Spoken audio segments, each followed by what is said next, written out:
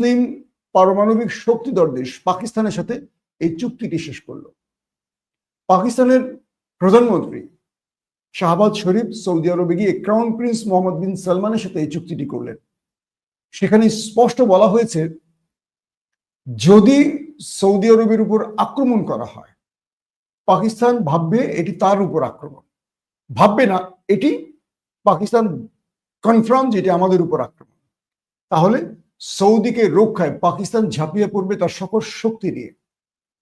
আবার পাকিস্তানের যদি কোনো শত্রু আক্রমণ করে, হোক সেটা ভারত, ইসরায়েল, তাহলে সৌদি আরব তার সম্পূর্ণ সকল শক্তি নিয়ে পাকিস্তানের পক্ষে দাঁড়াবে। এখন প্রশ্ন করবেন, সৌদি আরবের সামরিক শক্তিতে কতটুকু বলিয়ান, কতটুকু পারবে? এখানে এই পয়েন্টটিকে একটু ব্যাখ্যা দিয়ে বোঝাতে হবে আপনাদের।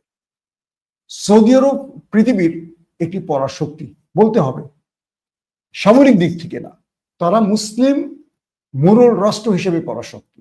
এটাকে ব্যাখ্যা করবেন সামরিক দিক থেকে না, কারণ পুরো পৃথিবীর 57টি মুসলিম রাষ্ট্র বা ওয়াইসি এখনো এক আঙুলের ইশারায় চলে, সেটি হলো সৌদি আরব। আপনি ভালোবাসেন, সমালোচনা করেন, যেটাই করেন, কারণ এটা হলো পবিত্র নগরী মসজিদুল হারাম যেখানে অবস্থিত। তো আমরা জানি যে পাকিস্তানের সেনা প্রধান পরবর্তী প্রেসিডেন্ট জিয়াউল হক থাকা অবস্থায় পাকিস্তান সৌদি আরবের সাথে একটি চুক্তি করেছিল।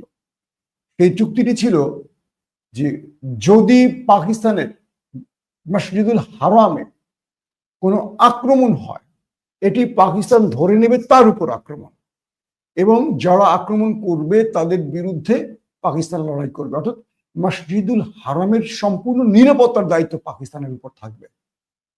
তো এবার সেই সৌদি আরব শুধু মসজিদুল হারাম নয়, পুরো সৌদি আরবের নিরাপত্তা চুক্তিটি করলো পাকিস্তানের সাথে।